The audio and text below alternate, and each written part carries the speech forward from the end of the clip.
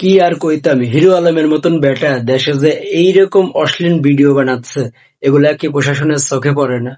অবশ্যই পড়ে, তারপরেও কিছু বলে না। ৯৫ হোক, ৯০% হোক আর ৮০ হোক, মুসলিম কান্ট্রি তো বাংলাদেশ।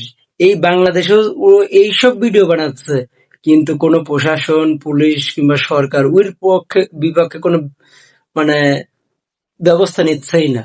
এই যে কাজগুলা করতেছে, আমাদের নেক্সট জেনারেশন ওর দেখে দেখে কি শিখবে? অবশ্যই ভালো কিছু শিখবে না, এটা আশাও করা যায় না। এটা দেখে কোনো ব্যবস্থা নেওয়া দরকার না, কিন্তু কেউ নিচ্ছে না। এটা কি বলবেন আপনি?